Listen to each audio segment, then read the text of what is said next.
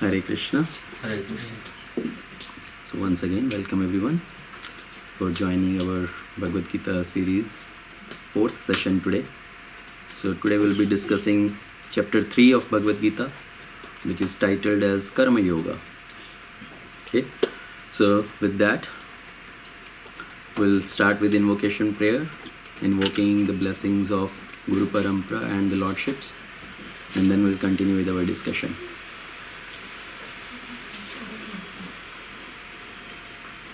Om Ajnana-timirandhasya Jnananjana-shalakaya Chakshurunmilitam Yena Tasmai Shri Gurave Namaha Mukam Karoti Vachalam Pangum Langhayate Girim Yat Kripatamaham Vande Shri Guru Dinatarinim Paramananda Madhavam Shri Chaitanyeshwaram Namo Vishnupadaya Krishna Pristhaya Bhutale Srimate Bhaktivedanta Swami Niti Namine Namaste Saraswati Devi Gauravani Pracharine Nirvishesha Shunyavadi Paschatya Deshatarine Namo Mahavidanyaya Krishna Prema Pradayate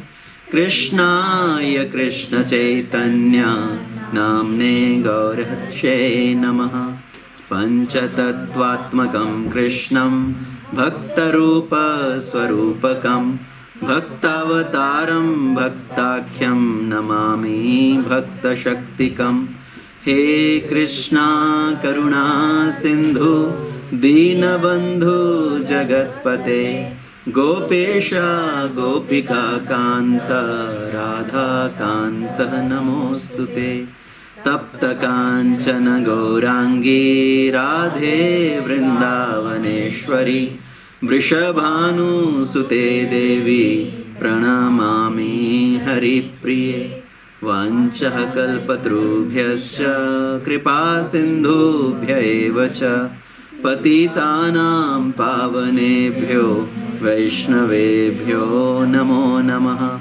Jai Shri Krishna Chaitanya Prabhu Nityananda Shri Advaita Gadadha Shivasadi Gaura Bhakta Vrinda Hare Krishna Krishna Krishna Hare Hare Hare Ram Ram Ram Hare Hare. Hare Krishna.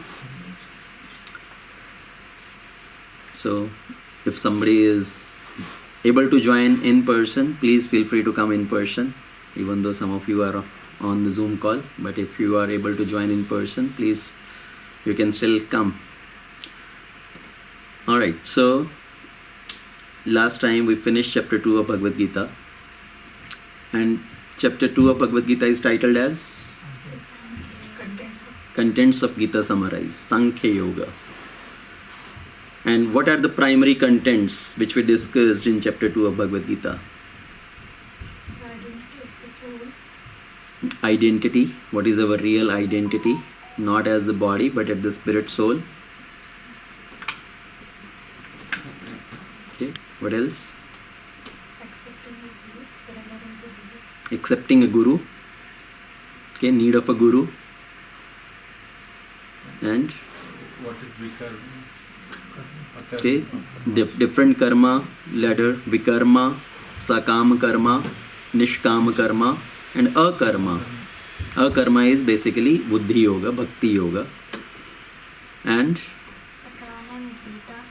the chapter was discussed with the acronym Gita, okay, to understand the flow of second chapter. And How steady-minded and intelligent person behave? how a person with steady mind and intelligence behaves. Sthita pragya. Okay, what are the characteristics of a person who is fixed in his mind and intelligence? Okay, how does he walk? How does he talk? How does he sit? means how he engage his senses in this world and how he restrain his senses in this world. And then ultimately Lord Krishna speak about the peace formula. Okay, how to attain peace in this world. So Krishna says somebody who is connected with the Supreme, they can have fixed mind and intelligence. Who has fixed mind and intelligence, they can attain peace, and with peace they can attain happiness. So somebody who is not connected with Supreme, where is the question of peace? And then without peace, where is the question of happiness? So if we really want to find peace and happiness in this world, the only formula is to connect with the Supreme, not to find happiness and peace within the material objects, with its sense enjoyment in this world. Okay, so that was the flow of second chapter, the content of second chapter. So today we are entering into third chapter of Gita. Not entering, we are trying to finish third chapter today. So because one chapter a day. So as they say, one apple a day keeps the doctor away. One chapter of Bhagavad Gita a day keeps the bhavarog away. Okay. So how to become free from the disease of this material world. So read Bhagavad Gita every day.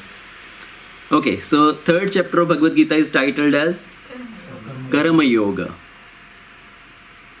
Okay, and the acronym which we are going to use to understand the flow of this third chapter, we are going to use the acronym TREE. Okay, T-R-E-E, tree. So the first set of verses, Lord Krishna is speaking about Tyag. What is the meaning of Tyag? What is the meaning of renunciation, which Krishna had spoken earlier? Because Krishna had asked Arjuna to give up the desire of result. Okay, so what is the real renunciation? So that first set of verses are talking about Tyag, renunciation. Then Krishna speak about the rugs of yoga ladder, progressing again from sakam karma to the level of karma yoga. Okay, because people in this world, they want to fulfill their desire, they are working with desire of result, but from that level coming to the level of karma yoga. So the rugs of yoga ladder.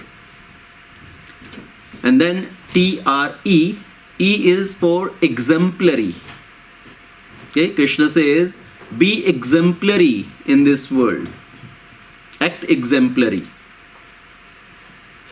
And then another E talks about enemy of the soul.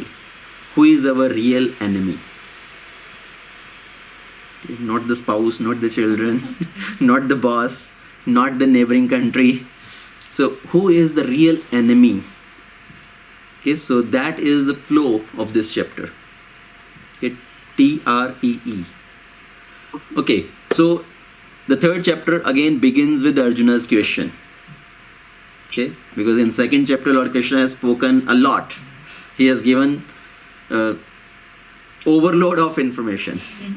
Okay, and Arjuna is confused by certain statements of Krishna, thinking it to be kind of bewildering or contradictory. So Arjuna is asking question to Krishna, why you want to engage me in this ghastly war? If you think working with intelligence is better, working with intelligence means giving up karma. So that is Arjuna's understanding. So if working with intelligence is superior, then why you want me to engage in this ghastly warfare, which is vikarma, which is abominable action? So should I give up the work or should I work? So please tell me conclusively. Okay, that is Arjuna's question in two set of verses. Now why Arjuna is coming to this question? What is the reason of Arjuna's asking this question? That if you think intelligence is better than work, O Janardana, then why you want to engage me in this ghastly warfare? My intelligence is confused by your conflicting conclusions. Now, it's not Krishna's intention to confuse Arjuna, but Arjuna is stuck on one particular statement of Krishna. Okay, and we will discuss in a minute what is that statement of Krishna, why Arjuna is confused with that. And Arjuna is asking this question for all of us to get more clarity. Okay, to understand it more clearly, what is the meaning of giving up the result of one's action? Because now Krishna had spoken on the level of nishkama karma, karmanyavadikaraste ma phaleshu kadachana. So Krishna was saying, do not get attached to the result, but you have the right to perform your duty. Right? Don't get attached to the result. And then after that, after speaking this verse, Krishna has focused more on working with intelligence. And he has used the word buddhi. Okay? Many times. And one of the statement which Krishna had said, Duren hi avaram karma buddhi yoga dhananjaya. Okay? Duren hi avaram karma buddhi yoga dhananjaya. Keep all the abominable action away by engaging in buddhi yoga. Okay, that was Krishna's statement. Now for Krishna, avaram karma is a different meaning. For Arjuna, he is thinking avaram karma has a different meaning. So Krishna said, Duren hi avaram karma. Keep all abominable action away. So what is abominable for Krishna? What is Krishna referring to as abominable action? Any action performed in this world with the desire of result. Okay, sakama karma. Krishna is referring to that as avaram karma, abominable action. That one should get above this level of karma as sakam karma, working with the desire to enjoy in this world. But for Arjuna, what is Arjuna thinking of avaram karma? Arjuna is thinking fighting in this war, killing all his relatives, doing any work at all in this world as avaram karma. Okay, because Krishna had talked about buddhi yoga.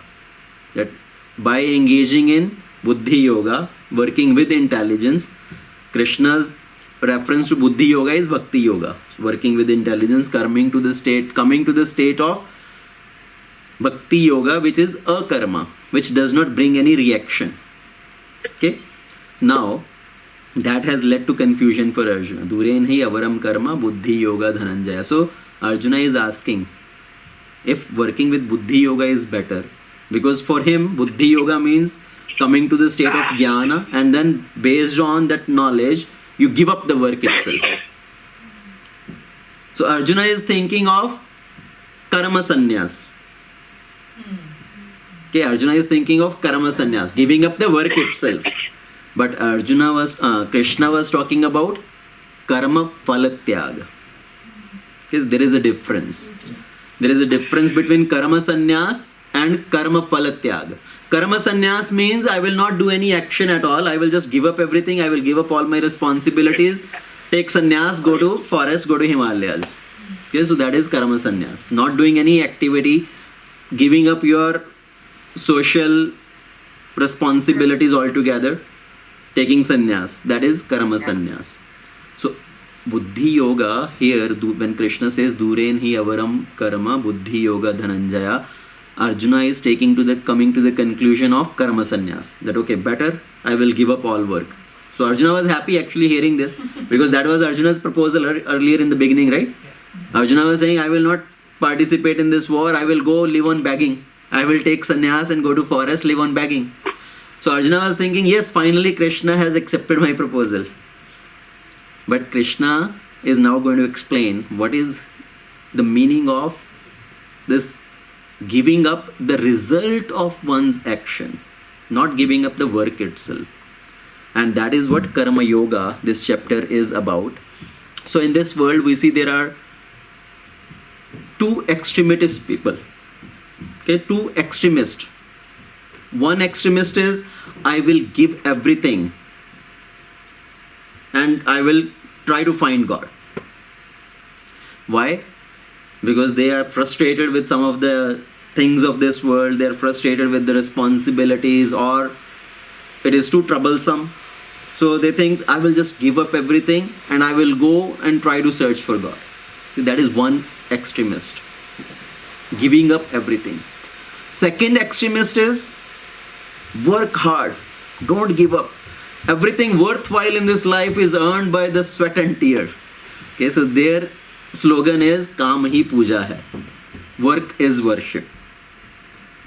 So these are the two extremists. One, any problem come, they just go to Haridwar. Okay? Chodo ghar bahar, chalo Haridwar. So whenever any problem comes in life. And then the second extremist is काम ही पूजा है, work is worship. But we need to find a middle way out. Okay, middle way out means what is Krishna is saying, that you need to find the middle way out. Don't take to the process of karma sannyas, but you need to take to the process of karma Phal Tyag. Don't get attached to the result of your work. So now Krishna is going to answer this questions of Arjuna. Krishna says, so Shri Bhagavan Uvacha Loke Asmin Dvividha Nishtha Pura Prokta Maya Nagaha Jnana Yogena Sankhyanam Karma Yogena Yoginam. So Krishna says, in this world there are two type of people who attain to the process of self-realization. Okay, Loke Asmin Dvividha Nishtha. So there are people of two faith. What are these two faith? So two type of qualification for the people to achieve self-realization, attaining the supreme. What is that? One is by cultivating of nishkama karma. Okay? Karma yogena yoginam. So one category of people, for them by cultivating of this karma yoga. So coming to the stage of nishkama karma, then moving to the process of karma yoga. So that is one type of faith for achieving self-realization. Another type of faith for achieving self-realization is who are very pure at heart, who have already developed so much purity of heart. So they engage in this process of cultivating knowledge, jnana yoga. Ultimately, jnana yoga taking to the process of karma sannyas. Okay, so jnana yogena sankhyanam. So one process is karma yoga, another process is jnana yoga. So these are the two type of faith for people to achieve self-realization. But if somebody completely gives up karma, okay, what will happen? By not doing karma, Krishna says one does not come to the stage of naish karma. Naish karma means freedom from reaction or developing that purity of heart. So if somebody completely gives up their work, gives up their responsibility, they cannot become free from the reaction. Just by giving up work, one does not become free from reaction. Why Krishna is saying this? Because if somebody is thinking, I will give up the work itself, so I will not do any work, means no bondage. Because if I do something, it will bring reaction, means bondage in this world. So Krishna is saying, by not doing karma, by not doing your responsibility, it does not mean you become free from reaction. Or one cannot even develop purity also. Hare Krishna. Online, if everybody can please go on mute. Okay, thank you.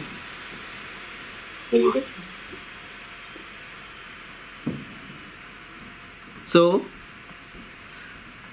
by just giving up work, one does not come to the stage of freedom from reaction or developing that purity. And also, if somebody just takes up sannyas without having that purity of mind, then what will happen?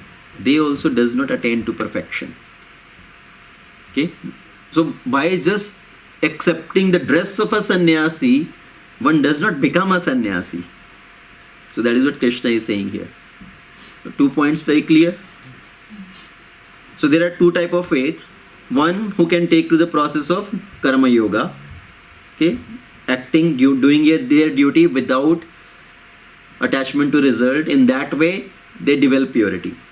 Second category of people are who are already very pure at heart. They can take to the process of Sankhya yoga, cultivating knowledge, Jnana yoga. Now, Krishna says, by not doing karma, one cannot attain freedom from reaction.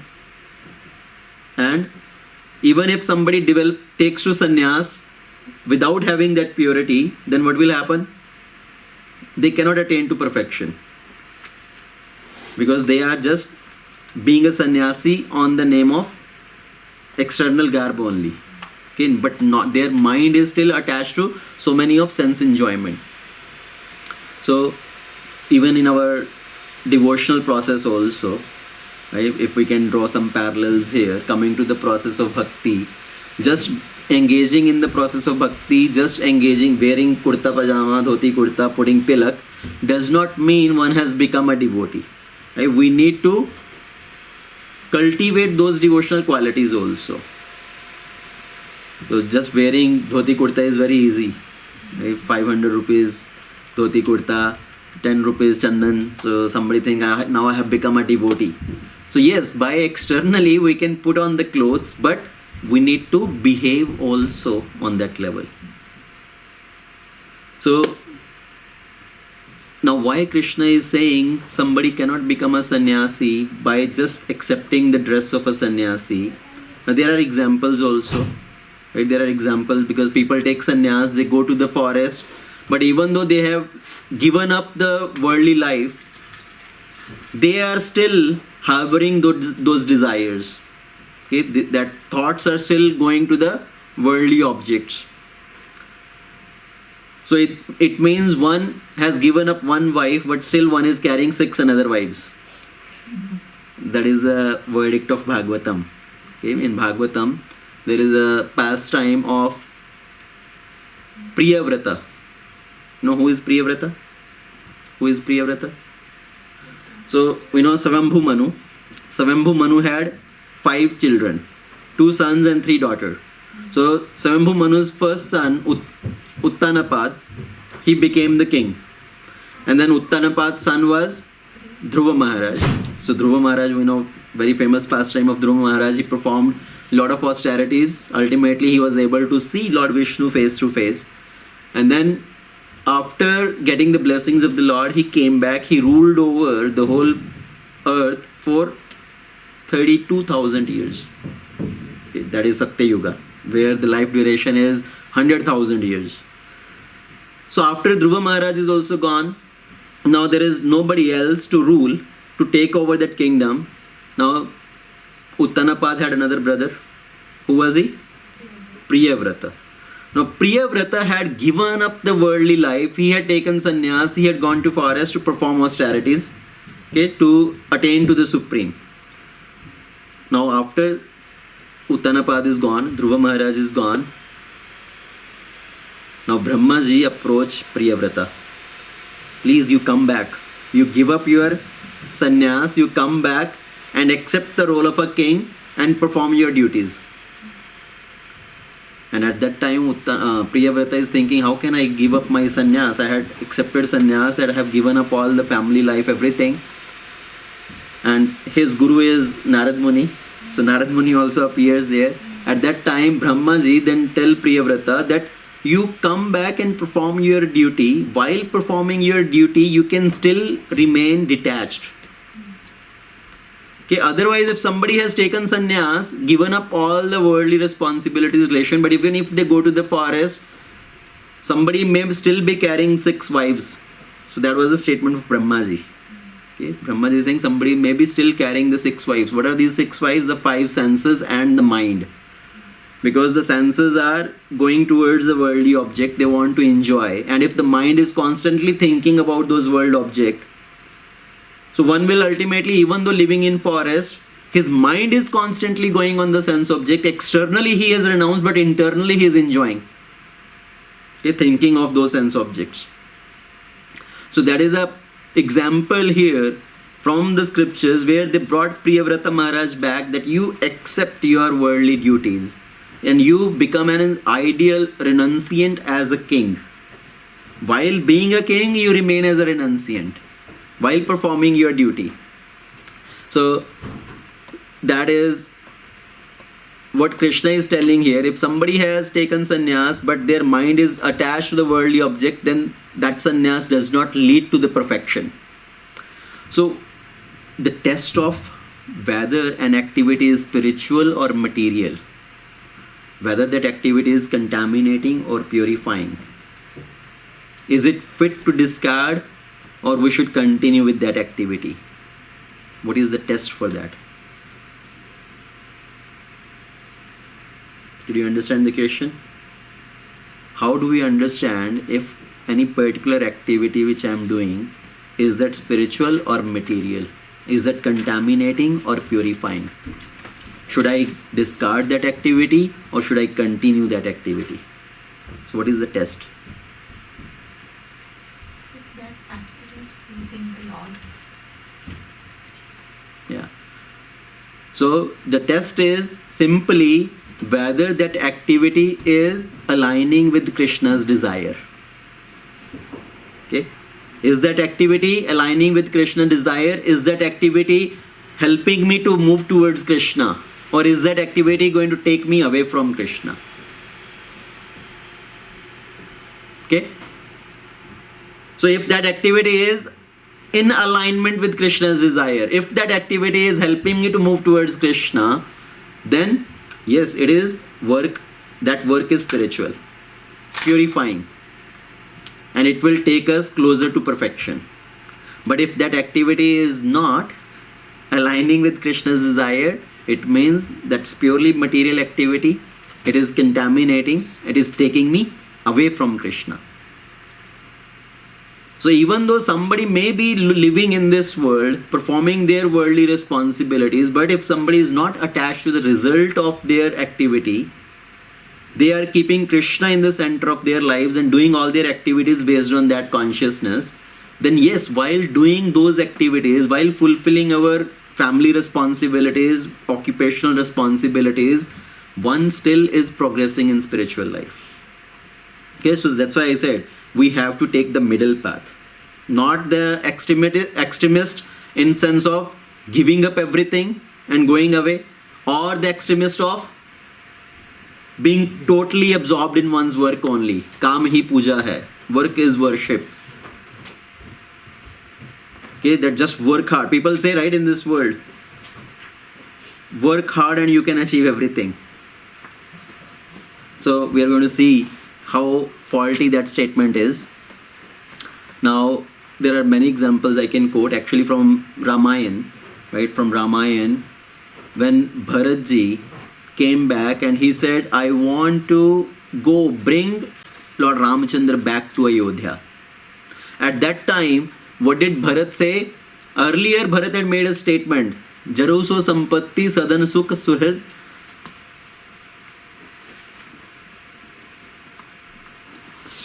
Why it is blocking this? Okay. So, Bharatji had said, Jaruso Sampatti Sadan Sukh Suhrid Mat Pit Bhai Sanmukh Hot Jo Rampad Kare Na Sahas Sahai.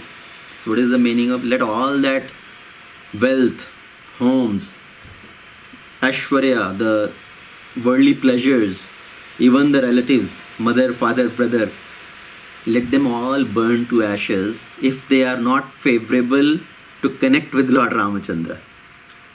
Okay? So, he was ready to give up everything. जैसे बोलते हैं ना सब भाड़ में जाए मुझे किसी चीज़ से कोई मतलब नहीं है. So Bharatji's statement is like that. सब जलकर खाक हो जाए. Let everything burn to ashes if they are not helping me connect with Lord Ramachandra. Then Bharatji thought about that. Bharatji said, how can I say that? If anything belongs to me, then I can give up that. Okay? Even if I lose everything, if it belongs to me, then it is okay. But ultimately, everything is the property of the Lord. Sampatti sab Raghunath ke ahi, jo bin jatan chalo tajitahi. So how can I just give up everything, let it burn to ashes and I go away? How can I do that? So I have to take care of everything. Because everything belongs to Lord Ramachandra. This kingdom is belonging to Lord Ramachandra. So in our scenario also, so how should we act then? We should consider that all this property, okay, this home, these cars, this family, this all belongs to the Lord. And it has been given to me as a caretaker. I am the caretaker. And I should take care of everything considering it the property of the Lord. And in that way, if somebody behaves in this world, then he works in the consciousness of Karma Yoga.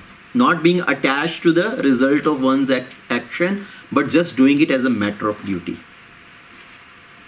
Okay, so we have to become the gardener, not the owner of the garden. So being the gardener means you take care, okay, you take care of the plants, the flowers, the garden, everything, but you are not the enjoyer.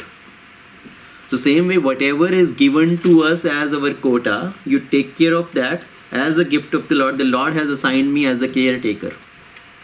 So in that way, if somebody acts, even though living in this world, they are not bound by the reaction. So now Krishna had said two statements. If somebody gives up work, that does not lead to freedom from reaction. So Arjuna may ask, why do you say so? If somebody gives up action, why he will not become free from reaction? So why do you say so? So Krishna is explaining, because everybody is forced to act helplessly. So even if you give up your work, you have to do something. You are eating, that will also lead to reaction. You are walking, that will also lead to reaction. You are sleeping, you are breathing, that will also lead to reaction. So everybody is forced to act helplessly. So that's why Krishna says, even if you give up your work, it's not that you will become free from reaction. Okay? So even a sannyasi will engage in some action. Okay? They also have to lit the fire, okay? Doing their Sandhya Vandan. So that also is karma in one sense. Because when you eat, what happens? To eating, you have to prepare food. To prepare food, you have to light the fire. So when you light the fire, when you fetch the water, in that also so many germs, so many bacteria are killed. When you are walking on the street, maybe so many insects are coming under you. When you are driving the car, so many insects are maybe coming under the tires. So can you become free from reaction?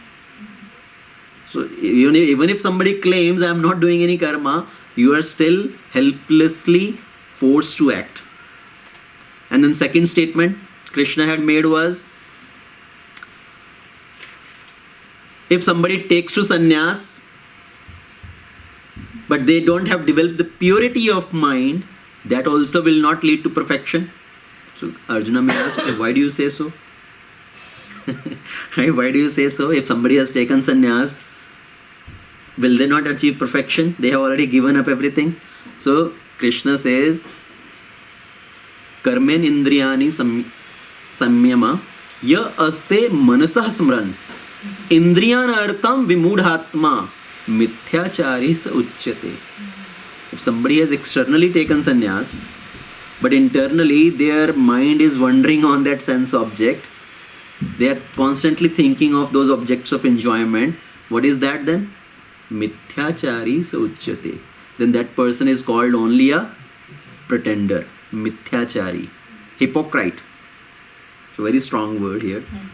So Krishna is saying, okay, even if somebody has taken sannyas, but internally they don't have that purity of mind, they will be hypocrite only. That's why they don't lead to perfection. Because somebody may go to the forest, and while renouncing everything of this world, they go to the forest, then they make a hut there. Then they make their own ashram there. They have some plants there around the ashram, some vegetation, some flowers. Then they become attached to the ashram. This is my ashram. These flowers belong to me. Right? So you have given up everything, but now you became attached to this. Okay, so your mind is constantly running about those sense object of enjoyment. Even though not externally enjoying, but internally enjoying, thinking of those objects. So mithyachari sa uchyate. So what is the hypocrisy? What is hypocrisy? It's pretending something. Pretending to be something which you are not.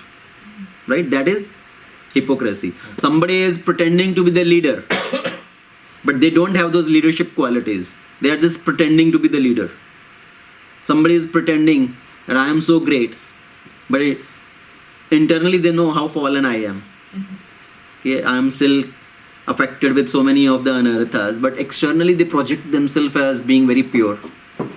That is what is called hypocrisy. So hypocrisy means to accept the prestige and privilege of a position without accepting the responsibility of that position. Okay, you want to write down the statement? Yes, sir. Hypocrisy means to accept the prestige and privilege of a position. So you want to accept the honor of a position, but you don't want to take the responsibility of that position.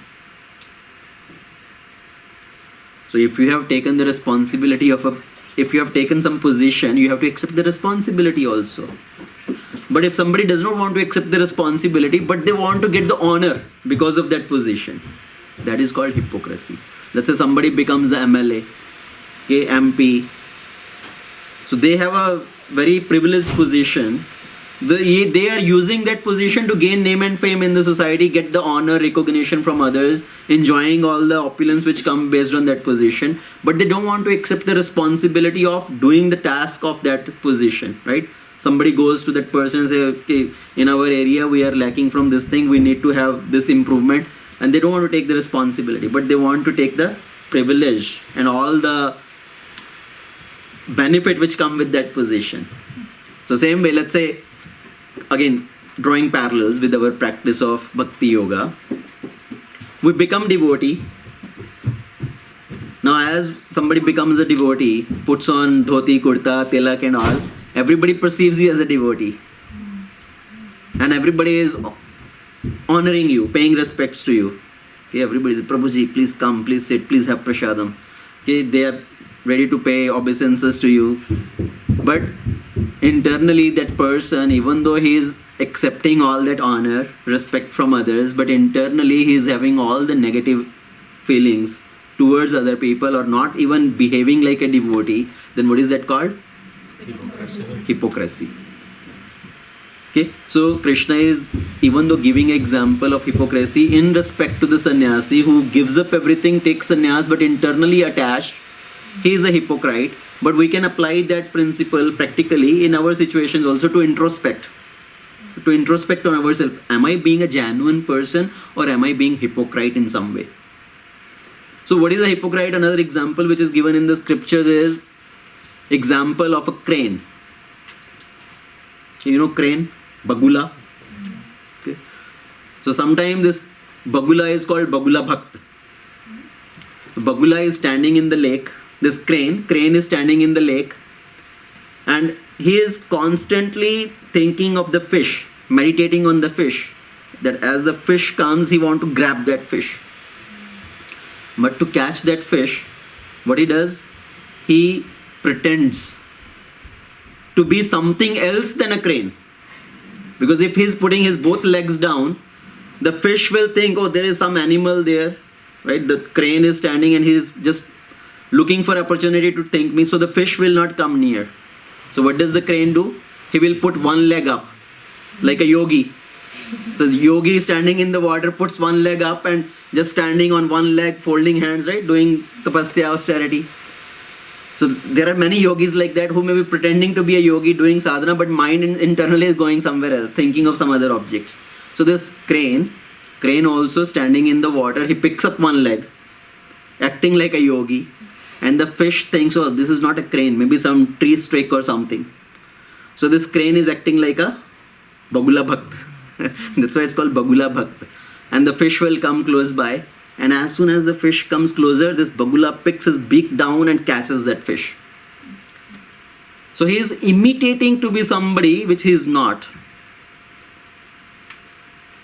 So same way, people in this world, they behave like something else, but internally they are somebody else. So that is Bagula Bhakt. Now, when Krishna is giving this philosophy of Mithyachari sa uchyate, Krishna is giving us this principle for our introspection, not to judge others. Okay? Be very careful about that. We should not start labeling other persons. See, he is a Mithyachari. Oh, that Prabhuji is a Mithyachari. That Mataji is a Mithyachari. No. This is not to judge others, to think, oh, person is a hypocrite. He is an imitator. This is for ourselves, for introspection.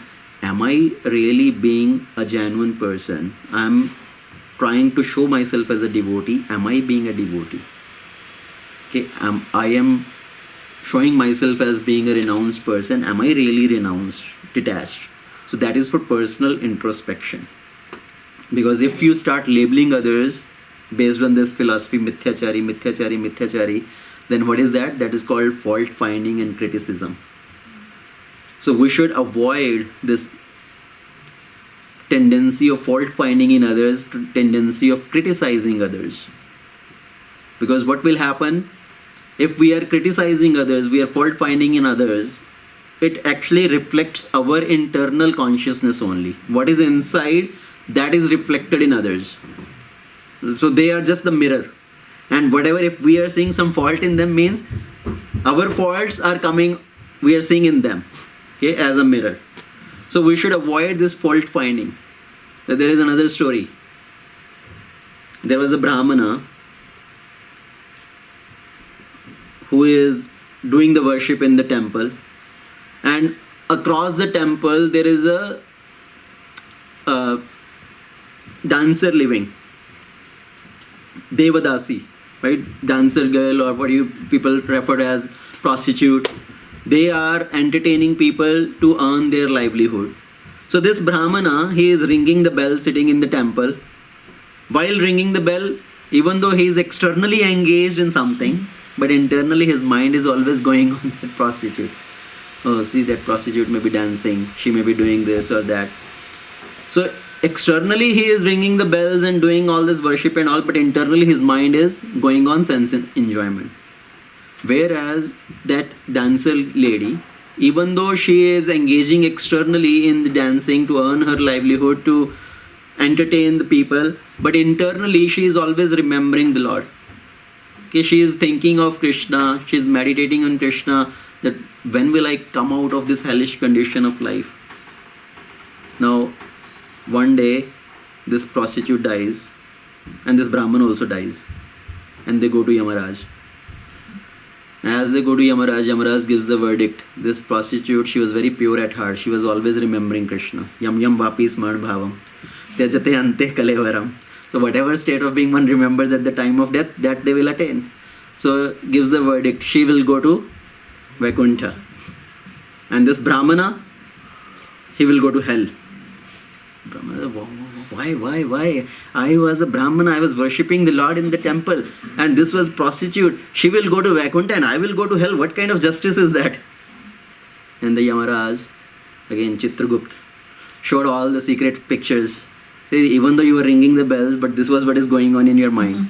You were always meditating on this prostitute, thinking of various ways of enjoyment. Whereas she was always remembering the Lord. So mithyachari sa uchyate, another example, right? Somebody is being somebody in this material world, but internally their mind is completely different, their consciousness is different. So that is hypocrisy. So he was always blaming on this prostitute. She is like this, she is like this. But what is it reflecting? His own consciousness. Actually, his consciousness is a problem, but he is thinking about others, that they have problem. So we should not do fault finding in others, but rather focus on yourself, that let me try to correct myself. So another example, see, when we judge others, when somebody else do something, then we become the best judge to give the sentence, right? To give the judgment. And when it comes to us, then we become the best lawyer. Okay? To protect ourselves, to give our,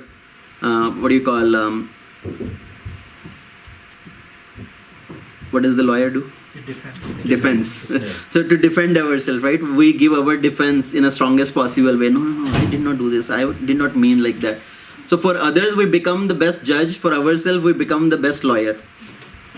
So what we see in others, if we are seeing any fault in others, that reflects our faults. And if you start seeing good in others, that reflects your goodness also. Right? Means you have those good qualities which you are seeing in others. So when some devotees have so much of ability to glorify others, you have seen some devotee in temple, they glorify everybody. Right? They speak about so many other devotees, glorification. Now what is that? Are they really glorifying others? What good they are seeing in others, actually it's reflecting their own good qualities. Because they have that good quality, they are seeing that in others. And if somebody has only negative qualities, they will see negative in others. So, not focus on others' negative quality, that is not the intention of this statement, mithyachari sa uchyate, to start labeling others. Because remember one statement, what is inside, that will be shown outside. You want to hear an interesting story about this? Okay. Once there was a villager. Villager came to the city and he was walking outside of this, we call eye doctor, optician. So he was passing by an optician lab and all the glasses and all he was able to see inside. And this person saw this optician, he is checking the patient's eyes and he is putting different glasses and this person is trying to read. So he puts different glasses and finally he is able to read, okay, the finest line also. Okay, A, B, C, D, and going to the last very tiny letters also. This villager was very surprised. Oh, putting the glasses, now this person is able to read. He also went inside. Please, I also want to read. I'm not able to read. And this optician, he started putting the various glasses. His one set of glasses, 200, 300 different things he tried. He is putting different glasses. Are you able to read? No. He put another glasses. Are you able to read? No. He put another glass. Are you able to read? No. And finally, this optician was fed up. And he asked, do you know how to read? So it's not that by just putting the glasses you will start to read. What is inside, that will come outside. The glasses can only help you in your reading if you know how to read. Okay? So what is inside, that will come outside. So again, I'm very strongly conveying this point that one should not indulge in seeing faults in others or trying to criticize others. Rather focus on ourselves, our shortcomings. You know, there is a very beautiful statement, बुरा जो देखन मैं चला बुरा न मिलया कोई अपने अंदर झांकया तो मुझसे बुरा न कोई. Right, everybody has heard this very famous doha, बुरा जो देखन मैं चला बुरा न मिलया कोई. I was searching for bad outside. I was trying to see bad in everybody, but I was not able to see bad in everything. अपने अंदर जो झांकया तो मुझसे बुरा न कोई. When I start seeing myself, when I started introspecting in myself, looked inside me, then there is nobody worse than me. That is what Yudhishthira Maharaj also said. Okay, Yudhishthira Maharaj and Duryodhana, they were given an assignment. Duryodhana was told, you go try to find somebody better than you. Duryodhana went whole city searching for finding somebody who is better than him. Duryodhana came back empty-handed. Duryodhana said, no, I was not able to find anybody better than me. I am the best person. I am filled with the greatest qualities. And then Yudhishthira Maharaj was told to go. And his assignment was, go find out somebody who is worse than you. Okay, Yudhishthira Maharaj also went throughout the city trying to find, is somebody worse than me? Yudhishthira Maharaj came empty-handed. I was not able to find anybody who is worse than me. I am the worst person. So, even though I took a little longer time here, I was trying to convey one very important message here. So, now Krishna is saying, so Krishna has made 2 points, that giving up one's activity also does not lead to freedom from reaction. Taking sannyas without purity of mind does not lead to perfection. Then Krishna says, on the other hand, okay, if somebody regulates their senses and mind and start to engage the senses in karma yoga without attachment to the result, he is far better. Okay, so Krishna is now bringing to the point of karma yoga, that rather than giving up one's activity, one should engage in one's activity by controlling, restraining their mind and senses without being attached to the result. Karma Phal Tyag. Not karma sannyas, karma Phal Tyag. So that person is far better. So Krishna is recommending to engage in positive engagement. Positive engagement is far better than false renunciation. Okay? So then somebody may think that, okay, if I act in this world, if I engage in any activity in this world, that will lead to reaction. So it means better not to work, because not working means no reaction. And if somebody thinks that I will go away from the sense object, then I will not fall victim of Maya. To some extent, yes, it is true that out of sight is out of mind. But for somebody who has not purified the mind, for them out of sight becomes more in mind. Okay? Because when they try to give up something artificially, they are thinking of that object itself more and more. So for them out of sight becomes more in mind. Because if you try to forget something, more and more that keep coming in the mind. I had given example earlier. In the morning you get up and you think of, I don't want to think of a monkey. What will happen? You try tomorrow morning. Okay? In the morning you think of, I'm not going to think of a monkey. So as you are sitting, more and more monkeys jumping in your mind. So more it will be coming in your mind. So artificially you try to remove something from your mind, more that is coming in your mind. So Krishna says, engage in your activities in this world by regulating the senses and mind. And how to regulate? We are not saying no eating. Right? But regulate your eating. So regulate your eating, what to eat, how much to eat, when to eat. So regulate your eating. Engage in the work, how to work, how much to work, and what to do with the result of work. So that is the all thing which Krishna is mentioning here. So Krishna says, perform your prescribed duty. For doing so is far better than not working. Because one cannot even maintain one's physical body without work. Now why Krishna is asking Arjuna to engage in karma yoga rather than jnana yoga or karma sannyas? Because artificial renunciation is unnatural. It will be hypocrisy, and one will not be even able to maintain one's body. One have to act something. So for these reasons, Krishna is not directing Arjuna for karma sannyas or even to jnana yoga as of now. He is saying act on the platform of karma yoga. Now, until the mind and intelligence reach a state where they are absorbed in God consciousness, then physical work performed with an attitude of duty is far superior for one's internal purification. So Krishna says, perform your prescribed duty. Again, Arjuna may pose this question, but I have heard in the Shastras, Smriti Shastra says, all the activity lead to bondage. Okay, there is a statement of the Smriti Shastra in Mahabharata. Actually, one statement comes, karmana bandhayet jantu. Everybody is bound by their karma. So if I act in this world, I will be bound by the karma. Then how to become free by karma?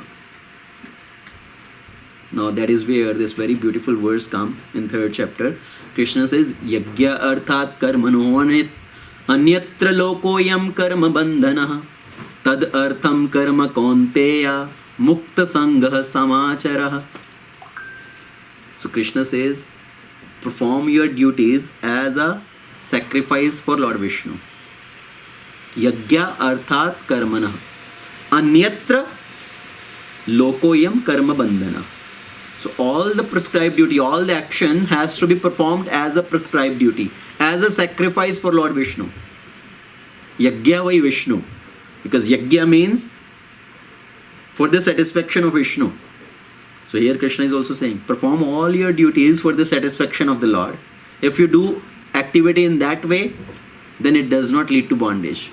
Otherwise, anyatra lokoyam karma bandhana. Otherwise, the work performed in this world will lead to bondage. So that is the clear-cut answer. So Krishna is saying perform yagya, sacrifice, prescribed duties. And what are these prescribed duties? So this system of yajna is mentioned. Brahmaji is saying in the beginning, Lord Krishna is saying in the beginning, Brahmaji created the system of yajna.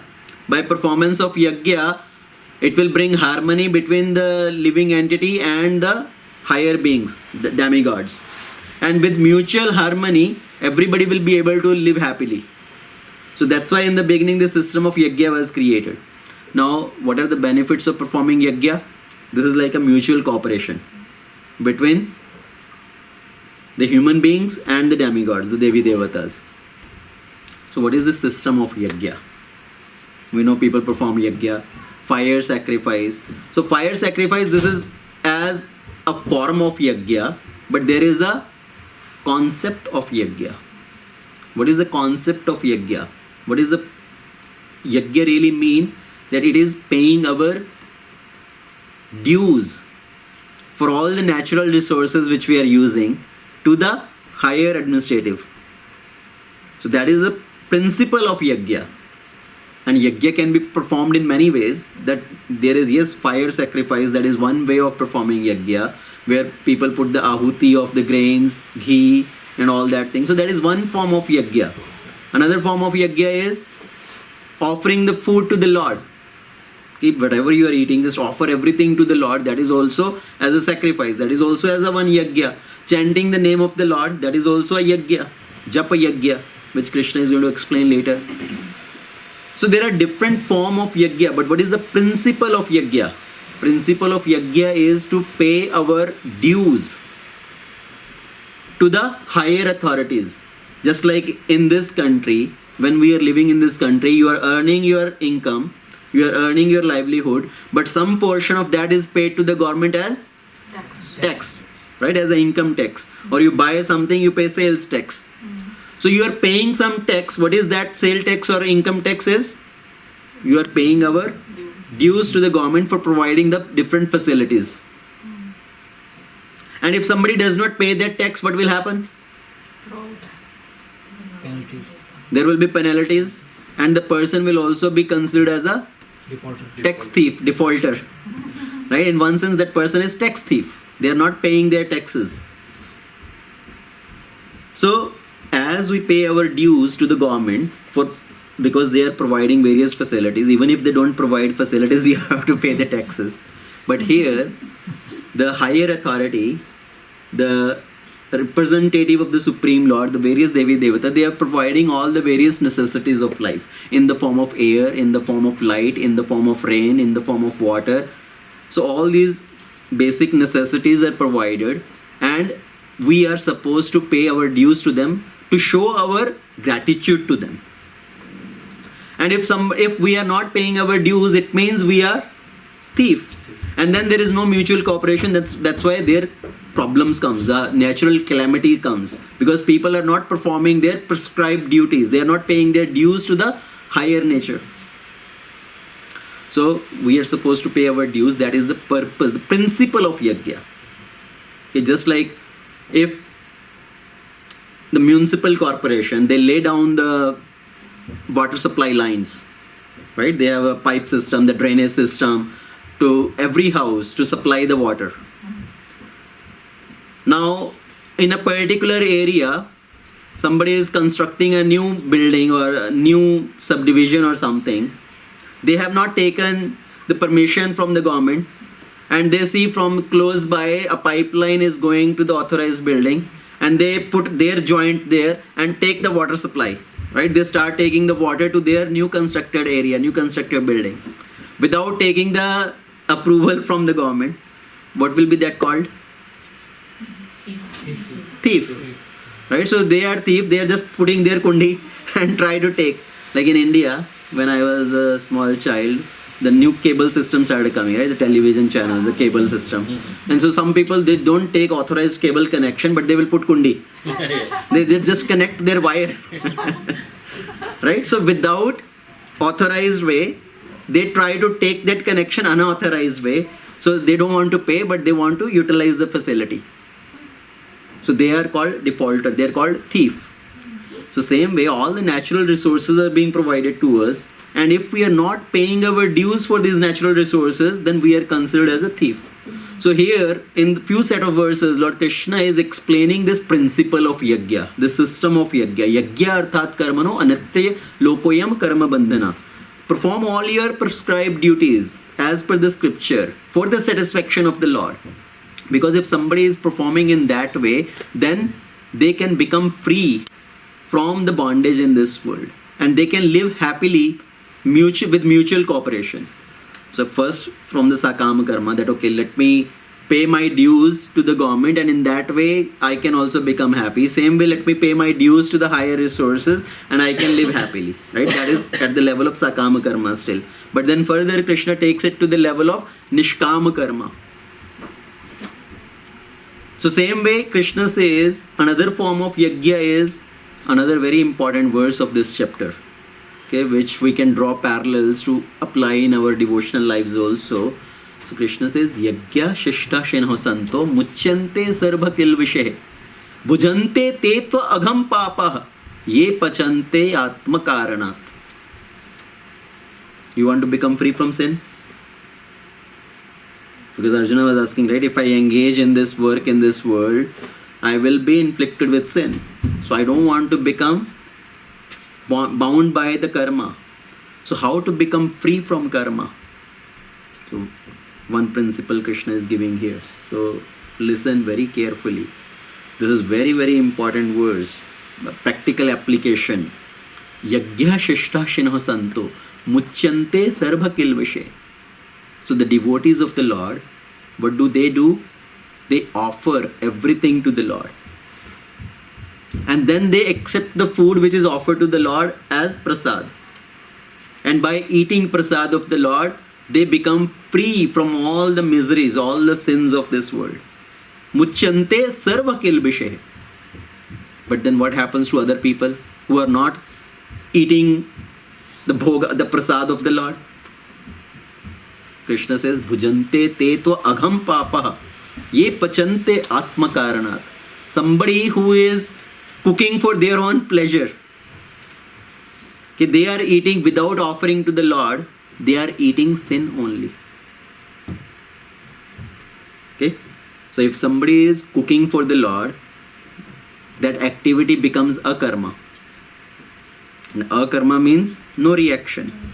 So they cook for the Lord, then they offer to the Lord, it becomes prasad, then they eat the prasad. In that way they become free from sin. They become free from any bondage in this world. But on the contrary, if somebody is cooking for themselves, what will happen? That cooking brings reaction. Right? As we discussed earlier, if somebody is cooking, somebody is fetching water, somebody is grinding the masala, spices and all that involves karma and brings bondage. But when that activity is done for Krishna, then it is free from karma. So if somebody is doing that cooking for themselves, for their own pleasure, they are eating sin only. So very powerful statement. So here, when we offer food to Krishna, we are acknowledging that I have no capacity to produce food. The food is being produced because of the mercy of Krishna. All the most I can do is put seed in the ground and do some water. But just by putting the seed and putting the water, how does that plant grows? How so many flowers, so many vegetables, so many fruits are coming on that plant? And overall it requires the light also and the air also. Who is providing that light and air? If I say I will put a tube light and I put a fan in front of that, will the plant grow? It requires that natural light and the natural air, that environment for it to grow. So I have no capacity to produce food. It is by the mercy of the Lord who is providing the food for us. So I should offer everything to the Lord. So, and what is the best prasad? Best prasad is which is the food grown by devotee, transported by devotee, cooked by devotee, and offered to the Lord. That is best prasad. So the devotees who have their own farm community, they are growing the food by themselves, then they are harvesting by themselves, they are taking it to the kitchen and then cooking and doing everything. So that is the best prasad. But then, yes, we are going to the store, we are bringing the food stuff, but somebody else has grown that, somebody else has transported that, their consciousness also has gone in that. Right? Somebody who is growing that food, in that activity also their consciousness transfers in that. Somebody who is transporting, their consciousness also transports in that. But at least what we are doing is we are cooking for the Lord, we are giving it to the Lord. At least that is prasad. And the worst category is you buy the cooked food from outside and you think, oh, I will just offer it to the Lord. Then it will become prasad. Yes, you can do that also. But then the consciousness of the cook also enters into that. So even though you may justify yourself, I am eating prasad only, but the level of purity is different. So the best prasad is at least we don't buy the ready-made cooked food from outside.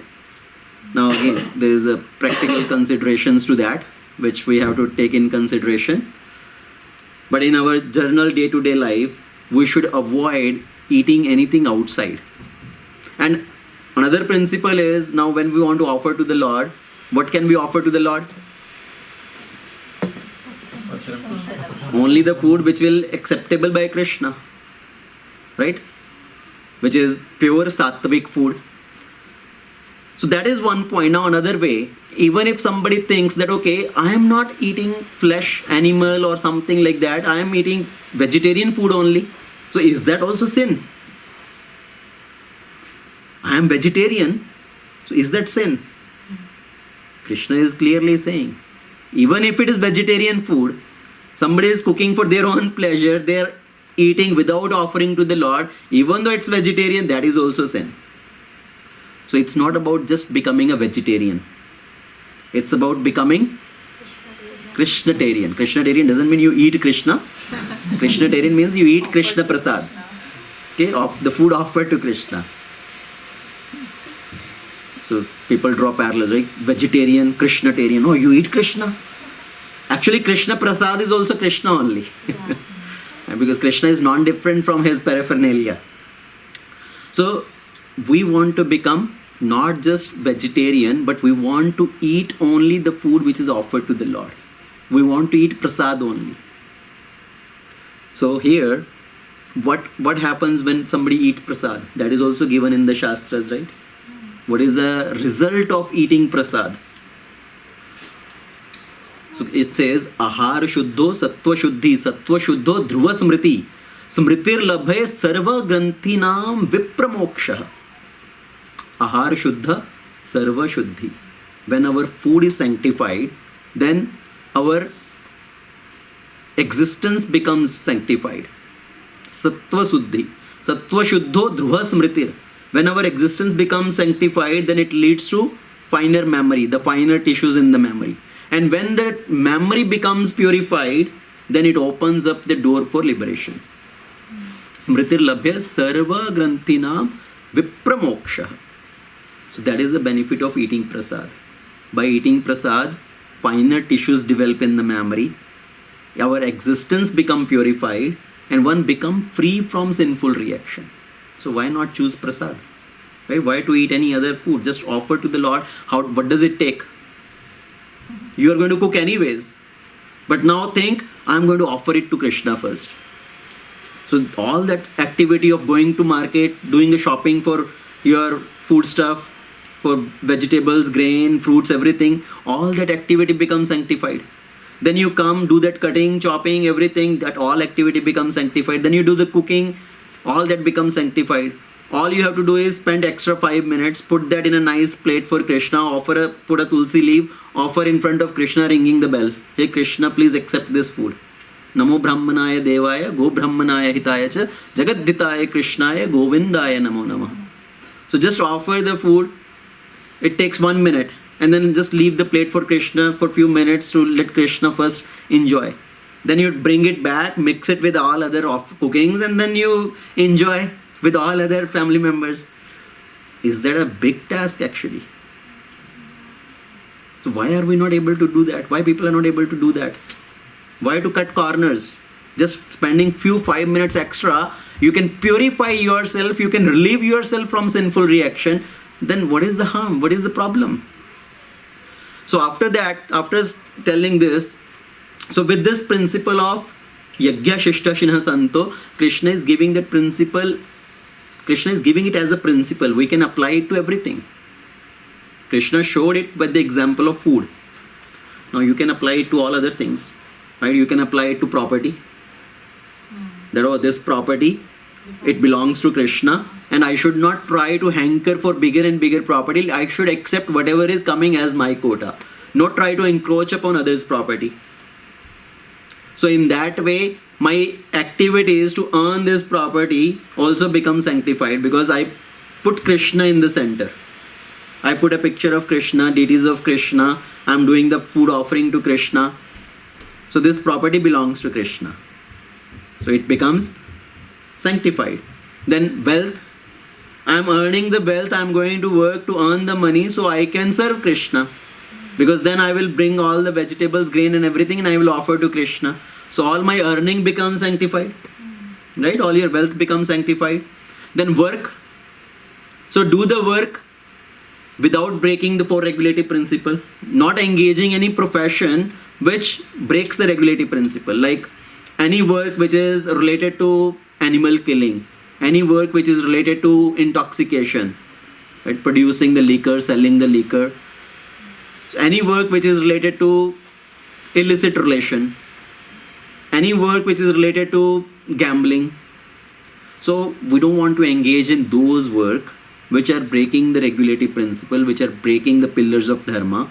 But apart from that, if I am earning my money in a legitimate way, without killing anybody, without harming anybody, without looting anybody, right, that work becomes sanctified.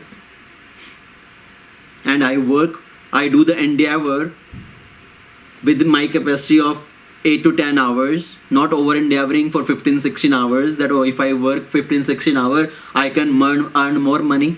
So not over endeavoring, but doing your endeavor in a reasonable way. That endeavor is also then sanctioned. Then you are sleeping in a regulated way, 6 to 8 hours in a day, because body is also like a machine and we have to charge this body also. So you need to take rest. So not sleeping for 12 hours, but sleeping 6 to 8 hours, maintaining your body, then that becomes sanctioned, sanctified.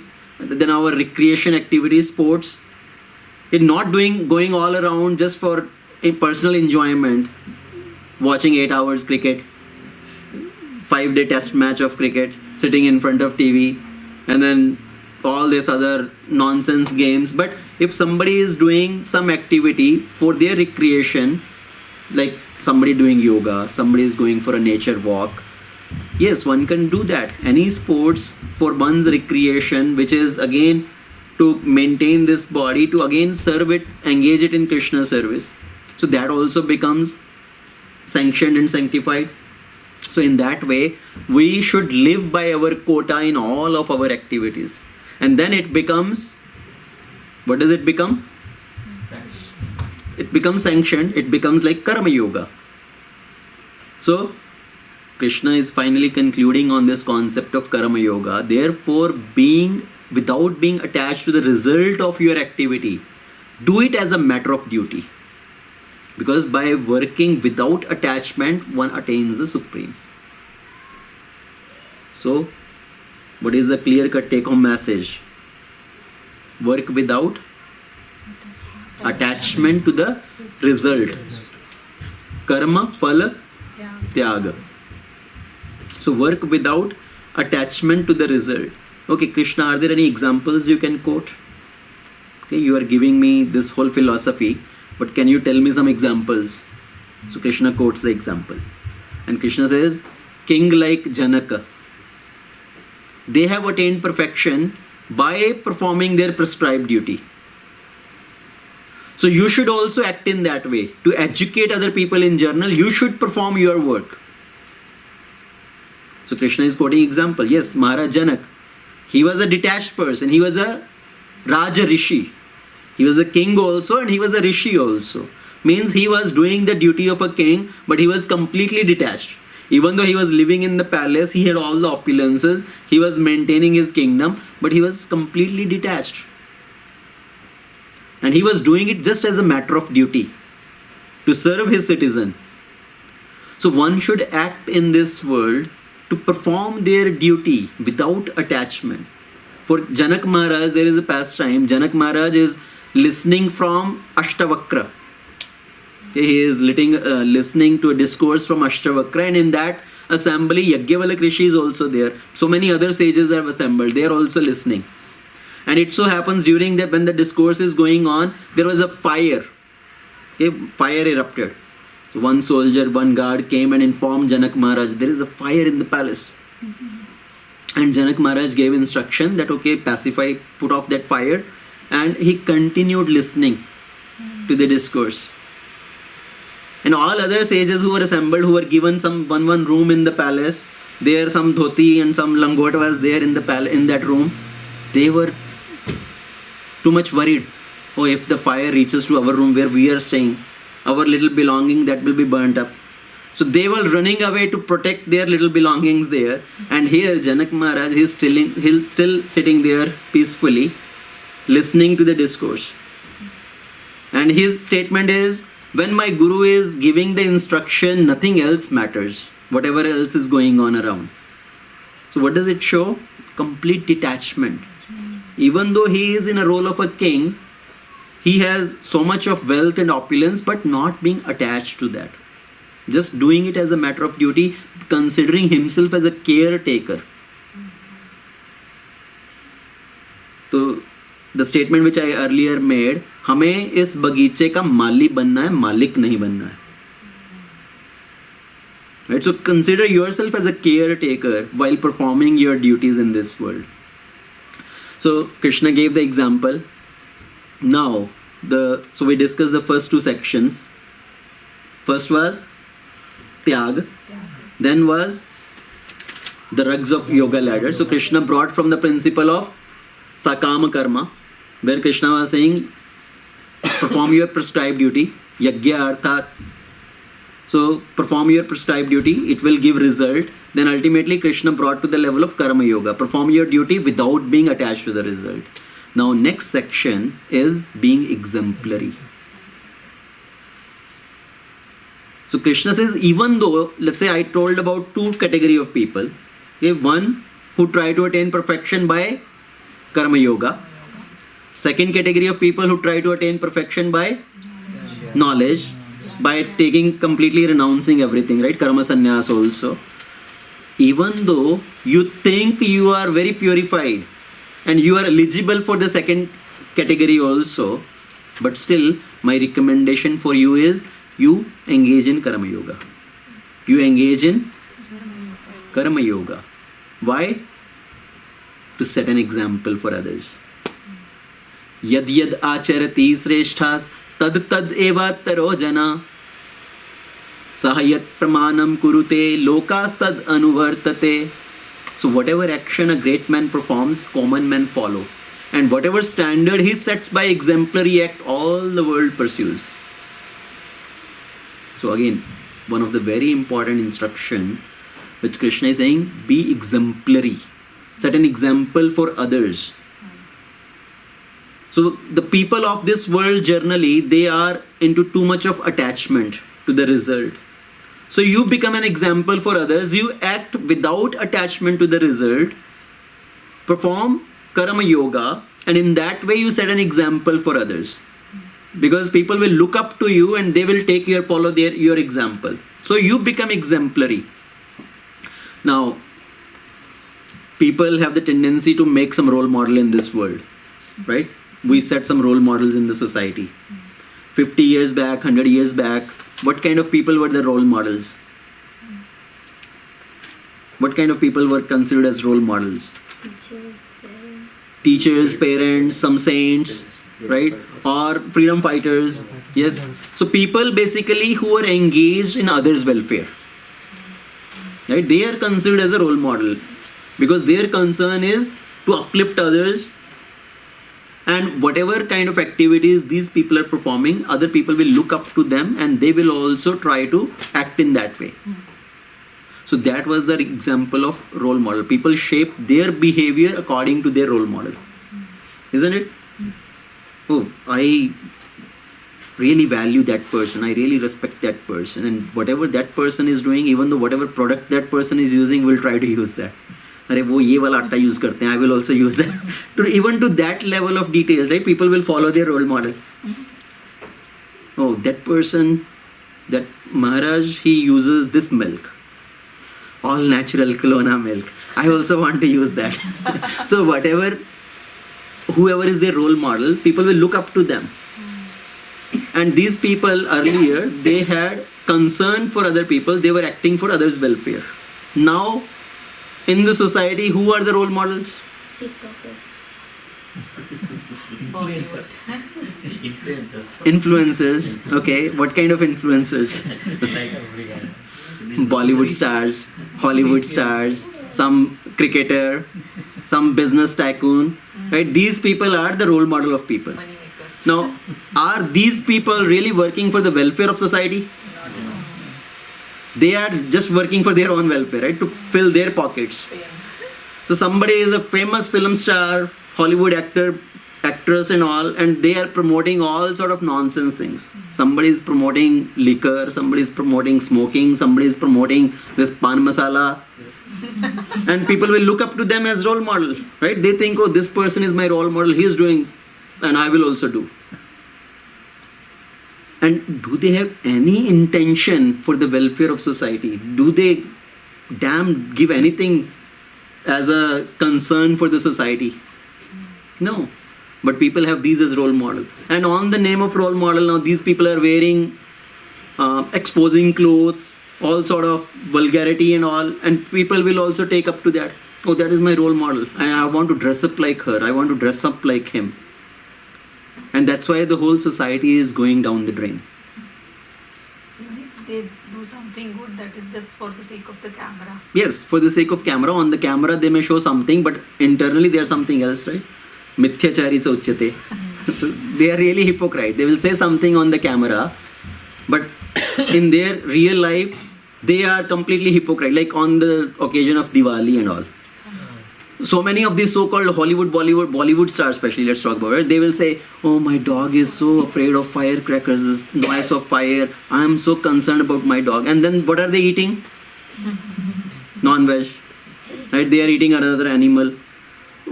Isn't that hypocrisy? So people, so-called secular people, for one particular culture, one particular religion, they will make ho-halla. Oh, holy, you play with colors and then you have to spend so much of water to clean that. But then for in other culture, other dharma, they're killing the animals in bulk. Like in millions.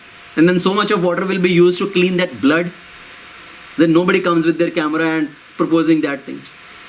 So that is all hypocrisy. So mithyachari sa uchyate. So what are our role model? We have to look up we have to set a real role model. So Krishna is telling Arjuna, you become a role model. Because whatever exemplary person do, whatever great men do, other people follow. Yad yad acharati sreshthas. So same way in our devotee circle also, we need to follow another exemplary devotees who are really engaging in devotional service with a humble attitude, humble mood, who are genuine at heart, not that do something outside but internally they are doing something else. So, and then Krishna is saying, even though I am also acting in this material world to set an example for others. And Krishna gives his own example. If I stop acting, then the whole blame will come on me. That Krishna himself is acting in this particular way and we will all can do in that way. So if I fail to engage in my duties, it will set a wrong example for others. And then Krishna says, the living entity in this material world, they are influenced by the three modes of material nature. And in that way, they consider themselves as the doer. So another famous verse in 3rd chapter, 327. prakritehi kriyamanani gunah karmani sarvashah ahankar vimudhatma karta aham iti manyate. Ahankar vimudhatma karta aham iti manyate. So the living entity is bewildered by the three modes of material nature. Everybody is influenced by Rajoguna, Satoguna, Tamoguna, mode of goodness, passion and ignorance. And they are acting under the influence of these three modes, and they consider, because of this false ego, ahankar, because of this false ego, they consider themselves as the doer. So ultimately, actually, we are not the doers. Why we are not the doers? Because we are not the only doer. There are other elements also who are responsible for completing the task. And who are these other doers? So Jeev, Jagat, Jagadish. Okay, so remember this 3J. Jeev, Jagat, Jagadish. These are the three factors in completing any task. Yes, every action starts with the living entity based on their desire. But then to complete any task, who is giving us the strength? This body is given by the material nature. So Jagat, this material nature is the creation of the Lord. He is providing all the facilities. Even this body which is made of the 5 elements, that is coming from the Lord. And the intelligence to do any activity is coming from the Lord. Even the greatest brain people, Einstein and Newton and all, who gave the intelligence? Intelligence is coming from the Lord. Okay, so that Jagat, this whole body is coming because of the material nature. And then Jagadish. Jagadish means the Supreme Lord, who is the sanctioner. Okay, who sanctions. Because without the sanction of the Supreme Lord, nothing can happen. So that's why there are other factors also which are responsible for my activity. So I am not the only doer. But because of the false ego, we think I am the doer. I am doing this activity, so I am the honor, enjoyer of this result also. So Krishna says, don't get attached to this result because you are not the doer. All the living entity, because of this false ego, influenced by the 3 modes, they are acting. Ultimately, the modes are influencing. Somebody is more in the mode of passion, like the Kshatriyas, the administrators. Somebody is more in the mode of goodness, like the teachers, the Brahmanas. Somebody is in the mixed mode of passion and ignorance, like the mercantile class, the business class of people. And there are some people who are more in the mode of ignorance, like the artisans, the worker class of people. So there are different category of people who are influenced by different modes, and that's how they are working. But we should not consider ourselves as the doer. And then Krishna says how to work in this world in the consciousness of Karma Yogi. Mai sarvani karmani sannyas adhyatma chetasah nirashir nirmamo bhutva yudhyasva vigatah jvara.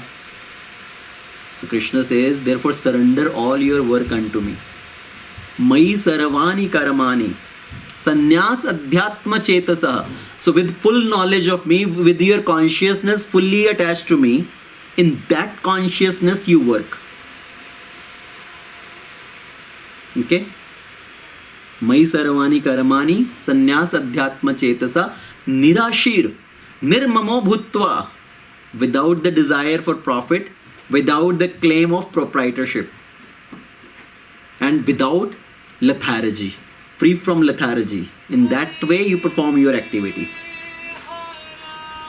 So that is the principle of Karma Yoga which Krishna is explaining. While performing your activity, you remember me, and in that consciousness you perform your work. Now I will maybe cut short a little bit because we are running out of time. I want to finish this another 10 minutes maybe. So Krishna says people who engage in that way, who execute their duties by following my injunctions, and they follow my teachings faithfully, without envy, they become free from the bondage of fruitive activities. So who are faithful, who are without envy, so who follow my instructions carefully and act in that way, they become free from the bondage of karma. Now, Krishna's words are eternally true. And if we are unable to follow Krishna's instruction in the beginning, right? Because let's say if I say, okay, Krishna, you have given your instruction, but I am not able to follow all of the things immediately. So at least accept those instructions, right? You are not inimical towards those instructions. You are not envious towards those instructions. Yes, I am not understanding that I am not able to follow everything, but I am going to try my best to follow these instructions. So don't become resentful. At least accept those instructions and do your best in your ability to start practicing those instructions. So here Krishna is saying, if somebody is following my instructions faithfully without envy, and then they engage in the work in that way, they become free from the bondage. For example, we are told, chant attentively, right? So chanting should be done attentively. But if I am not able to focus on chanting fully, I am trying. But if not able to follow, it doesn't mean just give it up, throw your bead bag and just run away. I cannot do it. So even if you are not able to do it 100%, but try to follow it, do your best in that capacity. And being in a prayerful mood, please Krishna, give me this ability that I can follow this instruction. I accept your instruction, I want to follow it. Please give me ability to follow. So we have to come to that stage of consciousness. Now after being said all that, the last section of this chapter. So Krishna said, work without attachment, without being envy, right? Without aversion. So give up attachment and aversion. So Arjuna's next question comes. So Arjuna said, even though I want to give up this attachment and aversion, I want to follow your instruction. I don't want to engage in any sinful activity. But still sometime it so happens that one ends up doing something wrong as if forced to act in that way, impelled by something. So what is that which is impelling us to act sinfully? So that is Arjuna's question. Because Krishna, as I said, Krishna said, right, give up attachment and aversion. And Arjuna says, yes, I want to live based on those principles. I want to give up these attachments, aversion. I don't want to commit any sinful activity. But sometimes it so happens as if you are forced, impelled to do something wrong. Somebody, as we know, right, somebody may be hearing some voice from within. This is not the right thing to do. But still somebody end up doing that. So what is that which impels us to do? Even though we may have some understanding, I should not do this, I can discriminate between the right and wrong, the good and bad, but still I end up committing that wrong activity. Why does that happen? So you want to know why does that happen? So Krishna answers, Shri Bhagavan Uvacha Kamesha Krodesha Rajoguna Samudbhava Mahashano Mahapapma Vidhenam Ehivarinam. So the Supreme Lord said it is lust only. Kam. Kamesha Krodesha Rajoguna Samudbhava Mahashano Mahapapma Vidhenam Ehivarinam. So this is the most powerful, sinful, all-devouring enemy of the world. Lust only. Now what is this lust? And then lust, when it comes in contact with the mode of passion, it transforms into anger. Okay, so Kam Esha Krodesha Vidyenam Ehivarinam. Know that to be the most powerful, all-devouring enemy in this world. So what is this lust? Krishna is not talking about only the sexual lust. Okay, the physical relation, that kind of lust only. What is Kama? In scripture, the word Kama is not used just for the physical bodily lust or something. kama means any desires which take us away from our goal. That is called kama. Okay, lust. Any desires which take us away from our goal. For example, for the child, the goal is to study to get A grade in the exam. That is their goal. So any desires which take them away from that goal, like playing video games, watching TV, those activities is kama. So any desires which take one away from their goal, that is kama. We want to perform, engage in devotional service. What is taking us away from devotional service? So any of the material desires, right? If somebody is having too many desires of enjoying in this world or worldly association and all that, which take them away from devotional life, that is kama. So any desires which take us away from our goal, that is kama. Kamesha krodesha. Now when that kama, that desire is fulfilled, it leads to greed. You got it once, you want to get it again. You want to get it bigger now. So if the kama, if the desire is satisfied, it leads to greed. If the kama is not fulfilled, it leads to krodha. So Krishna explained that whole cycle in the second chapter also. Text 62-63. Anybody remembers? Nobody remembers? ध्यायते विषयान् पुंसः संघास्तेषोपजायते संघात् संजायते कामः कामात् क्रोधोऽभिजायते. So there also Krishna mentioned the same thing. So when somebody keep contemplating on certain sense object, they develop attachment for that, then they want to acquire that, and when it is not acquired, then it leads to anger. So here also Krishna is answering, what is the biggest enemy in this world? Kamesha, Krodesha, Rajoguna, Samudbhava, Mahashano. It burns.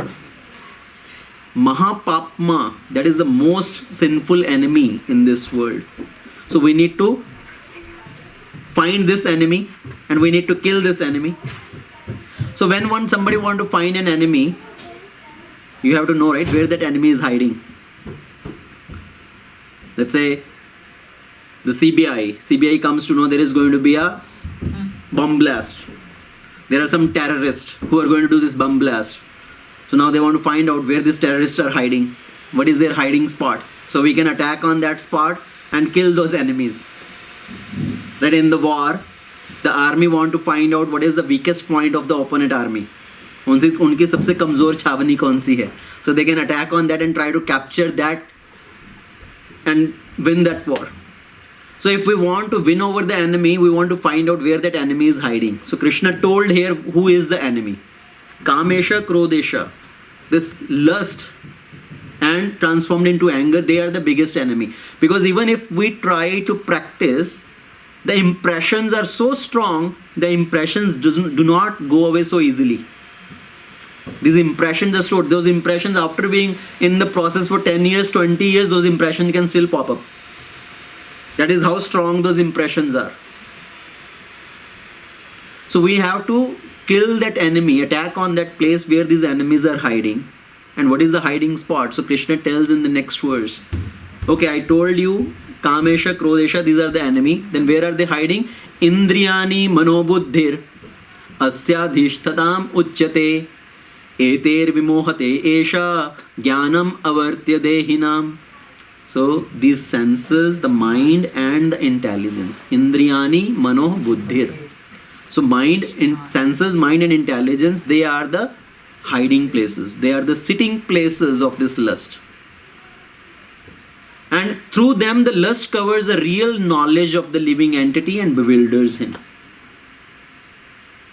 Okay, just like the senses are supposed to be controlled by the mind, and mind is supposed to be controlled by intelligence. But now, if the senses are too much attached to particular object, and they drag our mind, and the mind drag the intelligence. So now the senses have already started going into that direction, mind and intelligence are going behind the senses, then Is it possible to control? Is it possible to restrain once the senses and mind have already started going towards that direction? So that's why better is to control the senses with the help of mind and intelligence early on before it started going away. For example, you are riding on a horse chariot. Okay? The horse is supposed to go in one direction. But now if the horse saw something on the side, and rather than going straight, the horse started running in the opposite direction. And you let the horses go in that direction. The horses now have captured the full speed. They have got the full speed and started running towards that wrong direction. Now, will it be possible to control the horses when it have already got into full speed? When was it possible to capture? Initially. When they started diverting in another direction, that itself, if you pull the reins of the horses and control them and keep directing them in the right direction, then it is possible. So same way, if the senses already start running and you have started already pondering onto that object, contemplating onto that object, it becomes very difficult. Another example is, you want to keep your house safe. What is the best option to keep the house safe? Keep the doors locked. Or when the thief has already started entering into the house, then you try to push the thief out and try to close the door and lock the door from inside. What is the best option? Better is to keep the doors closed earlier itself. Don't give the chance for the thief to enter inside. But once the thief has already started entering, it becomes very difficult. So same way, if the senses have already got too much of agitated, they are thinking constantly about particular object, they want to enjoy that object, then it becomes very difficult. So that's why one should try to control, kill that calm before it becomes too powerful to indulge the senses into that direction. So Krishna is giving us the way how to curb this enemy. So who is enemy? Kamesha, Krodesha, lust and anger. Where is that hiding? Senses, mind and intelligence. So how to control? Okay, now Krishna is giving the final answer, how to control, how to curb this enemy. Control the urges of the senses. Restrain the senses by sharpening the intelligence. So if your intelligence becomes purified based on the scriptural understanding, scriptural knowledge. So based on the knowledge of scripture, you sharpen your intelligence. With that sharpened intelligence, you control the mind. Before the mind start wandering here and there, if the intelligence is powerful, it will curb the mind. No, this is wrong. You should not do this. And then mind will control the senses. Right? So by the sharpening of intelligence, with the help of scriptural knowledge, one can control the mind and the senses. And restrain the senses, engage the senses in a higher task, for higher taste. Because if you are just trying to control the senses, how long can you control artificially? We can control only by engaging in a better task, in a task with higher taste. And what is that higher taste? By engaging the senses in the activities of Krishna consciousness. Right? So in that way, we can control the mind, the senses, mind and intelligence. So that is what Krishna is saying. Yes, in the beginning it may be very difficult. In the beginning you try hard, but you may fail. But don't give up. Next time if you keep trying, keep struggling, then with that struggle, ultimately you may win. So in the beginning, you may struggle hard and fail, but keep trying, you struggle and then you finally win. And then ultimately you have controlled your senses, you have trained your senses and mind in such a way that now there is no much struggle needed and you win over the senses. Right? So we have to go through those stages. So don't give up that, oh, I'm trying my best, but still my mind is troubling so much, my senses are always diverting me. Keep trying. Struggle to control the senses by giving them positive engagement. Ultimately we come to the stage there is no struggle and there is success. So Krishna in the last set of verses, he's talking about who is the biggest enemy, where to find that enemy and how to curb that enemy. Kamesha, Krodesha, found in the senses, mind and intelligence. How to curb? By sharpening your intelligence. As we say, right, inside us, there are two dogs barking, good dog and the bad dog. And which dog wins? No, whom you feed the most. Okay? So which wins? Whom you feed the most. If you are feeding the bad dog is becoming powerful and engaging you in the wrong activity. If you feed the good dog, then good dog is becoming powerful, then you will be able to quiet down the bad dog. Right? Bad dog means all the bad thoughts which are coming. Good dog means all the good thoughts which are coming. So we need to feed the good thoughts. Sharpen our intelligence. And how can we sharpen intelligence? By the study of scriptures. Okay, so that is the whole chapter, third chapter of Bhagavad Gita, titled as Karma Yoga. Again, the flow of this third chapter is understood with the acronym TREE. T-R-E-E. TREE. The T is for Tyag. Karma Phal Tyag, not Karma Tyag. So Karma Phal Tyag.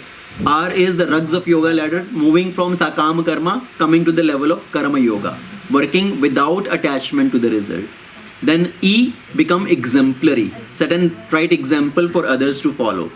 And the last E is the enemy of the living entity. So with that we'll stop here. Srimad Bhagavad Gita Ki Jai, Srila Prabhupada Ki Jai, Ananta Koti Vaishnava Vrinda Ki Jai. Let's see quickly if there are any questions. Yes, Prabhuji, I was asked to pass a message to you. Tomorrow, the CEO of Govinda Kitchen wants to see you at the temple. Okay. Is there a positive connotation for criticism? Positive connotation for criticism. Yes, there is a way how to point out the fault of somebody. If we are in a position of authority for that person, so as a responsibility, you want to point out to their mistake, to their fault, as not as something to put them down, but to uplift them, to make them into better person. If somebody is doing, so fault finding also, there are two different reasons why somebody do fault finding. If one fault finding is, as an authority, yes, I have to point out to the mistake, let's say temple authorities. Right? They have to point out to some mistake. If somebody has done something wrong, they have to point. They cannot think, oh, it will become criticism, I don't want to offend somebody. Yes, they have to point out to the mistake of somebody. But another fault finding criticism is out of envy. If somebody is pointing at somebody's fault, criticizing somebody just because of envy, okay, to put them down, so that is bad. So we should not be doing any fault finding, any criticism because of envy. But if you are in a position of authority for somebody, yes, you have to communicate to that person to point out to their mistake. So in that way, it's not as a criticism, it's what is called giving as a constructive feedback. Right? That is a constructive criticism. Yes, constructive criticism. Giving, kind of a very insightful, and still you are conveying the message. Right. Not hurting the people into the emotional stuff. Exactly. The soft aspects. Right. But the receiver needs to No, be that in a frame of mind to receive it, or it is not in your control. Yeah, so there is a method how to give feedback also, right? We have to have the skill, that's also come as soft skill, how to give feedback to somebody. And we talked about this formula as PFP. Okay, PFP formula is, yes, you want to give some feedback, even though it is a constructive feedback, somebody may take it as negative, but how to give that praise, feedback, praise. So you start with giving some praise to that person that yes, you are doing very good, you are doing good in this area, that area. But the reason of our today's conversation is I wanted to give you this little insight, okay, where you can further improve. And then again end on a positive note, right, giving some praise. So in that way, that person also appreciates that this person is speaking out of genuine concern for me, right? He is letting me know where I need to focus to improve further, to become as a better person, or to improve in my, let's say, in our offices also, right? There is a concept of giving feedback now. So as they want to communicate something where you need to improve, where you are struggling, but they want to give you in a way so you can accept it. So yes, we can provide some feedback for their improvement, not to be taken as fault finding or criticism, but for improvement. That's why we start with saying, please take it with a grain of salt. And Right? we use another medium. Maybe you're not the messenger to give. Right. If you are not, so if you see somebody doing something wrong, okay, you know this not to be done, but you are not in a position of authority to correct that person. What you can do is bring it into the attention of somebody who is authority for that person, okay, and let them correct. There is no point on we just thinking of that person that, oh, he did this, he did that, he should not have done this. We don't have to do that. We can just either bring it to the attention of somebody if you really feel so much troubled by their wrong action. So bring it into the attention of somebody who can correct that person. And then the last thing, probably we were talking of the what were the ideals of those days and what is the ideals of these days. But isn't it the eyes through which we see it? Because like let's say a movie star becomes popular or a cricketer becomes popular, Mm-hmm. but that person's done certain things to get to that stage in life. Yes. So when we look at someone like that, that's what we need to look at, not what they're wearing. So Right. Is it our ignorance or what we look? is the So wrong- it's wrong both wrong ways. thing? It's both ways. So if let's say somebody has, yes, you are right. Somebody has maybe gone through struggle, right? They have struggled to get to that position. So we can take inspiration from that. This person, he also worked with determination, perseverance and all that, and he was able to achieve this position. So I can take that inspiration. That could be my role model. But now, after becoming to that position, if somebody is trying to influence others in certain wrong things for their own popularity, for their own filling the pockets, and people are also influenced based on that because they consider that person role model, that, oh, he is doing that, so maybe I should do this. That is wrong. Yes, we can take positive inspiration from that person based on their journey, their struggle, but not from what that person is utilizing his position for now. Right? Again, that is hypocrisy, right? Hypocrisy means accepting a position, the honor, the prestige of that position, but not taking the responsibility of that position. So they are in a responsible position. They know so many people look up to us as a role model. But now if I am doing something wrong and promoting something wrong, that's bad for society. That may be their ignorance. Yeah, it's ignorance at their part also. It's ignorance at the part of followers also. Right? Yes, Rajguru. The enemies lies in mind, intelligence and senses. So, how it is lies in intelligence? Because our intelligence is weak. Yeah, but it is because of mind and senses. It's not the other side. Right? So, It's the basic order of control. order of control is senses, mind, and intelligence. Because the senses, it has become perverted. The real control is intelligence controls mind, mind controls senses. But because the senses become so powerful, senses control the mind controls the intelligence. And mind tells the person, now, okay, utilize your intelligence and make arrangement for my enjoyment. So the same intelligence which is supposed to restrain the person from bad thing, same intelligence is utilized to engage in doing something wrong. Okay, for example, now somebody want to watch something nonsense and they utilize their intelligence. I want to do this thing, but I will do it in an intelligent way so nobody else will know. Okay, so they are utilizing their intelligence to do the wrong thing. Because their intelligence is controlled by the senses and mind. So we need to again make the intelligence stronger, sharpen the intelligence, so it can understand, no, I should not be doing this. Okay, and with sharpened intelligence, control the mind. So senses and mind are dictating, I want to watch movie till 12 o'clock tonight. With sharpened intelligence, you want to control the mind. No, I should sleep at 10 o'clock. I need to get up tomorrow morning and do my japa. Okay, so strengthen your intelligence so it can control the mind and senses. Okay, anything else? Yes, Pavani. So I just had a question when you said that karma, if karma is fulfilled, then it leads to greed. What if karma is not fulfilled? It leads to anger. Kamesha, Krodesha.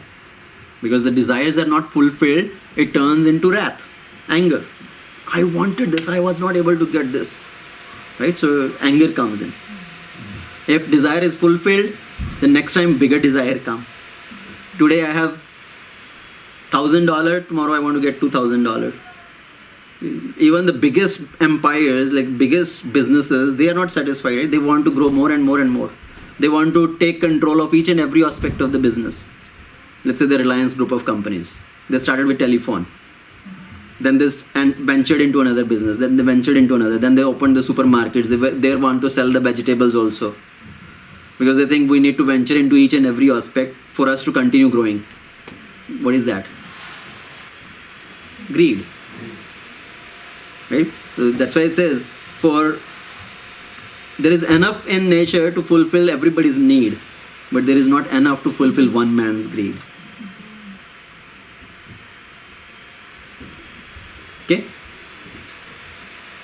Anything else? Said, that, I mean, the point what I understand that to put Krishna in the center, to do all the activities, whether it's you are cooking a food, you are doing some social work, or you are whatever you are doing. Is it like correct, like to put Krishna in the center? Yes. So, if you remember the statement, what statement was given? How do we understand if something is purifying or it is that? Because getting that step closer to Krishna. Yeah. It's Krishna. So, any activity, if that activity is material or spiritual, is it contaminating or purifying? How do we know if that activity is aligning with Krishna's desire? If that activity is helping me to move towards Krishna, or is it taking me away from Krishna? Right? If somebody is saying I am eating flesh, I am eating meat, now is that activity fulfilling as per Krishna's desire? No. Is that activity taking me towards Krishna? No. So, means that activity is material. Now, eating Krishna Prasad, is that as per desire of Krishna? Yes. Is that helping me move towards Krishna? Yes. So, it means it's a spiritual activity. Right? Okay, anything else? Okay, we'll end it here. Srimad Bhagavad Gita Ki Jai, Srila Prabhupada Ki Jai, Ananta Koti Vaishnava Vrinda Ki Jai. Hare Krishna. Thank you everyone for joining.